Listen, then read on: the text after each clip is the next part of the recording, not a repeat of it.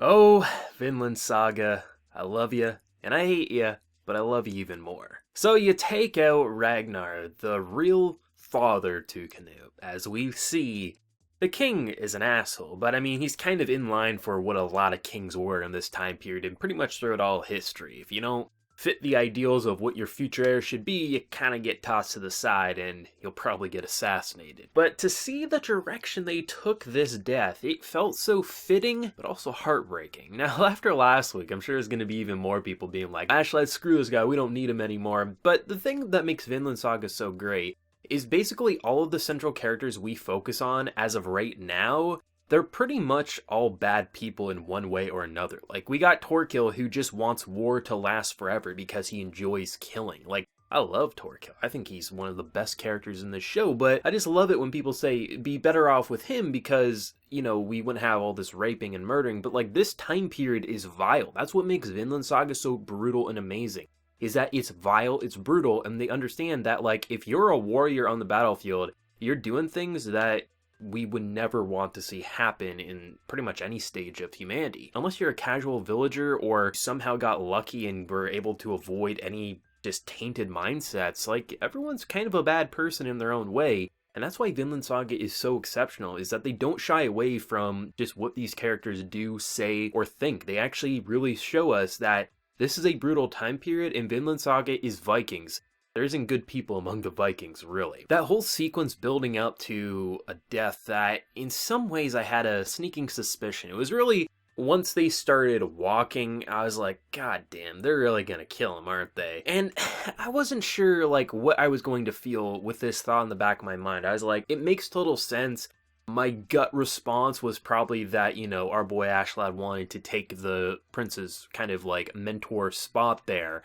But ultimately, I was like, why does he have to die? Like, even though he's been a bit of a hard ass towards Ashley, like, what would be the reasoning? But I do have to say, as much as it hurts, it makes sense, the reasoning. Ultimately, Ashley wants the best life for himself. He's an asshole. Like, we all recognize this. That's why he's such an interesting character. And it's so interesting how, on one hand, I do agree with the mentality that, in theory, the prince, he probably couldn't grow up into the role he would need to be in order to survive kinghood, like something like that. Because if he was able to beat his brother and become the next king, like, this is the type of character who you think would be assassinated as soon as he got his crown. Like, it's not someone you kind of, like, you think, this is a strong king in this time period. Like, there can be nice rulers, but in this period, it's like, can you really have the nice rulers? And it makes you question, like, in theory, like, could we just maybe push him away? Could we have a diplomatic route? But of course, this is Vikings. We're not going to talk and say you need to leave, and we'll just say you abandon the prince or something. Like, you have to die, ultimately. Obviously, it was done for selfish reasons, but in the grand picture, it might actually push Knut to evolve and really become someone who isn't just someone who wants to cook, but maybe will pick up a sword. Now, I don't think this is going to end well. I don't think just, you know, saying he died on the battlefield is going to go over. I mean, ultimately, like, this episode was trying to point to that the luck seemingly isn't going Ashlad's way, you know, from the storms to just, like, kill all these villagers, and yet we're still getting found. Like, I don't know what they're building up to, but things are getting complicated, and the fact that this plan, you know, he's like, okay, we'll kill him, I'll take his spot, we'll let him evolve, and oh god, the king wants to already kill him. Why couldn't you just told me that? Like, it just feels like his luck is just non-existent, and his men are picking up on that fact. And that's what really continues to get me hooked with Vinland Saga, is you don't exactly know where it wants to go. You have a general idea, but every time that general idea comes to fruition, 1,000 more obstacles pop up. And it's like, okay, what is actually going to happen? And we just don't know. And I love that about Vinland Saga. It's such a brutal story, and just all of the characters have either horrible traits or lovable traits about them. And for the most part, the horrible traits definitely stick out like a sore thumb. But that's what makes this cast of characters so multi-layered and complex, is we're not looking at heroes. We're looking at Vikings, we're looking at warriors, we're looking at people basically just surviving to live another day. We have people who want to have the best life possible. They don't care who they have to kill, who they have to trample on. And yeah, we do have generally good people. Ragnar was probably one of the few good characters with actual righteous thoughts in his mind. He was probably one of the only characters in this show that has been a central focal point that was a good person. And as we see in the era of Vikings, good people, they don't last. And that's why I think, should Ragnar have actually lived, I think Knut would have died.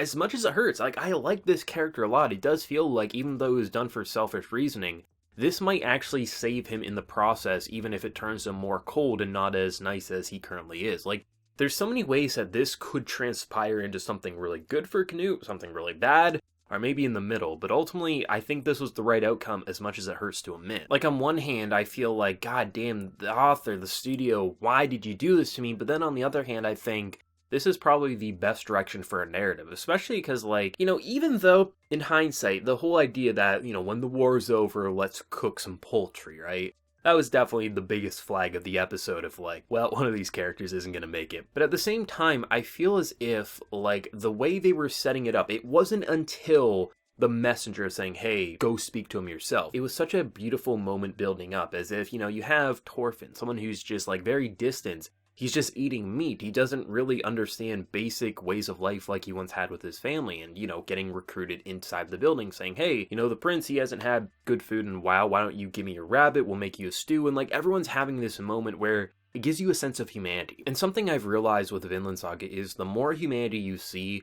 the more of a rude awakening we're going to experience. It almost always feels like when there's a sense of relief, a sense of, like, people are accepting and maybe going back to, for even a temporary moment, back to that innocent way of life, whether it be as a child, as a young adult, but then it always gets ripped away. And some people might want to say, well, that makes it feel like it's always too depressing, but Vikings are depressing. It's not really a good time period. I think the idea of keeping it depressing is the best outcome, because this is a story where characters are going to die, we're going to get new characters, old characters will become more of a focus. Ultimately, whoever lives or dies, it doesn't matter, because this is the world of Vinland Saga. It's bigger than one character or one story, and that's what keeps it exciting week by week. The way this episode started off was just the whole, like, contemplating religion and just insulting the father up above, and just how that pisses off characters like Knut, but then other characters like Thorfinn will just listen in, and he's kind of become this hardened killer, but in the face of what's being said there, reminded of his own father and how you can't doubt the love of a father. Knut desperately trying to basically argue for his own life, saying, like, his father definitely loves him, but he doesn't. It's almost like this blind faith, you know, you have such a shitty life that you're putting this blind faith without no reasoning and logic to back it up, because facing the truth is so hard to deal with, which ultimately is why I think religion got as popular as it did. And I think that's what is, like, so interesting about Vinland Saga, is how they bring up the idea of religion and how they incorporate it as a way to escape their own turmoil in their current present. It's just, like, it's so insane the many layers that Vinland Saga aims for, and how it just delivers so many interesting possibilities and just thought-provoking moments. Like, if you remove the Ragnar's death, this episode still would have been amazing, just with the whole religion angle, to then just the bonding moment and how you know it couldn't last, but for the brief moment we had with it, it was pretty damn great. I just love these characters. I love them because I hate them, and I hate them because I love them. It's just, they are so multi-layered, and you rarely get that with anime. You rarely get that with just series in any modern era anymore. It just feels like, if you're going to adapt, like, a pirate story, if you're going to adapt a Viking story, if you're going to adapt a medieval series, it almost always feels like it's righteous. It's righteous characters who, when we see the bad characters, when they commit rape, when they commit murder, when they commit these atrocities, it almost always is like, it's like a best friend character who then gets pushed aside or then becomes more righteous in the future. But no, if you're going to adapt or create a story with these vile characters, make them vile. If you're going to have a little boy who tags along with a character like Askeladd or Thorkill, he can't stay a normal little kid. He has to evolve into a killer, if not a brutal sociopath. Like, it just feels as if this story understands that. And man, now I'm thinking I want a good pirate story, damn it. I want a pirate story in the realm of Vinland Saga. Like, there's so many of these brutal time periods that don't get explored in the way that they should. It's like, if you get pirates, you get them all clean and, like, they're never dirty, but it's like, they're pirates. When was the last time they had a shower? Probably like a year ago. It just feels as if Vinland Saga understands the time period, it understands what these characters should be, and that's why these stories are so exceptional. I am heartbroken at the loss of Ragnar. He's a character who I may not have discussed a whole lot, but he was such an important part for the time that he's been in our lives. And it feels as if, like, one chapter, if not a book, has concluded, but now the next one's going to start up, and it's going to be interesting to see what's going to happen to the prince and just ultimately what's going to happen to Askeladd, because it seems like luck is running out, but I guess only time will tell. What did everyone think of this week's episode of Vinland Saga? Let me know down in the comment section below. If you did enjoy this video, be sure to drop a like and also hit that subscribe button if you have been new. So until next time, everyone, please take care and have a good one.